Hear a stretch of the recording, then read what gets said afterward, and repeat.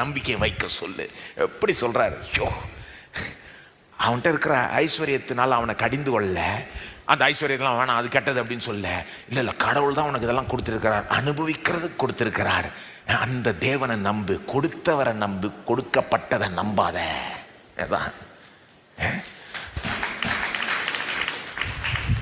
அப்போ அந்த எக்ஸ்ட்ரீம்ல என்ன பிரச்சனைன்னா, அந்த கொடுக்கப்பட்டதை அவங்க நம்புறாங்க, ஐஸ்வர்யத்தை நம்பி வாழ்றாங்க. அந்த எக்ஸ்ட்ரீம்ல இருக்கிறவங்க பணம் இருந்தால் என்ன வேணா செஞ்சுக்கலாம்னு நினைப்பாங்க. சில நேரம் பணம் இருந்தால் என்ன வேணா அடைஞ்சிடலாம், என்ன வேணா செஞ்சுக்கலாம், என்ன வேணா சாதிக்கலாம், பணம் தான் இருக்கே அப்படின்ற ஒரு எண்ணம் தப்பு. சில காரியங்களை விலை கொடுத்து வாங்க முடியாது. தாயின் அன்பை விலை கொடுத்து வாங்குவீங்களா? நீங்க சுவாசிக்கிற காற்றை விலை கொடுத்து வாங்குவீங்களா?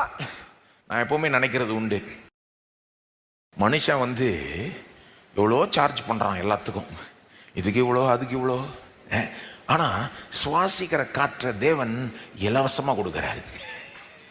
ஆனால் மனுஷன் நம்ம எவ்வளோ சார்ஜ் பண்ணுறான் பாருங்க, அதெல்லாம் விட விளையற பெற்றது இந்த சுவாசிக்கிற இந்த காற்று. அடுத்த மூச்சு உள்வாங்கிக்க முடியலன்னு அவ்வளோதான். பணம் கொடுத்து வாங்க முடியாது. இதெல்லாம் தாளந்து திறமெல்லாம் விலை இல்லாமல் கொடுக்குறாரு, ஃப்ரீயாக கொடுக்குறாரு தேவன். ரட்சிப்பை இலவசமாக கொடுக்குறாரு, பிள்ளைகளை சுதந்திரமாய் கொடுக்குறாரு. தேவன் கொடுக்கறது எல்லாமே ஃப்ரீ. ஆனால் ஃப்ரீன்றதுனால சீப்பு கிடையாது. ஆக்சுவலாக அவர் கொடுக்கறது தான் மனுஷன் சார்ஜ் பண்ணுறதை விட ரொம்ப விலை உயர்ந்தது, வேற ரொம்ப மதிப்புள்ளதுன்னு சொல்லலாம்.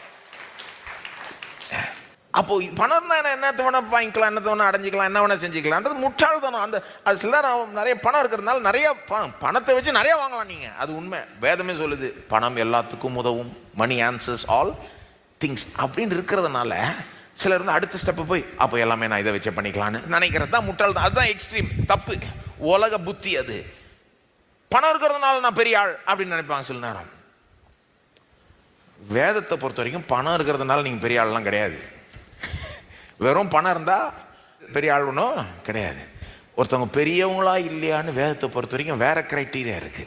பணம் இருக்கிறதுனால பெரிய ஆள் நினைக்கிறது உலக புத்தி. அது இயேசு சொல்றாரு, நீ பெரியவனா இருக்கிற விரும்புறன்னா எல்லாத்த விட சிறியவனா ஆயிடு, சிறியவனுக்கு போய் சேவை செய். இயேசு தான் நமக்கு முன்மாதிரி பாருங்க. அவர் தான் பெரியவர் என்பதை எப்படி காண்பிக்கிறாரு?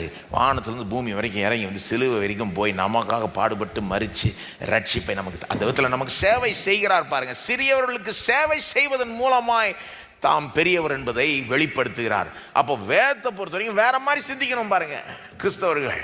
அதனால தான் நம்ம உலகத்தில் நிறைய பணம் வைத்திருக்கிறவர்களை பார்த்து பொறாமப்படக்கூடாது. அவங்கள்ட்ட எல்லாருக்கும் அவங்க பெரிய அப்படின்னு கிடையாது.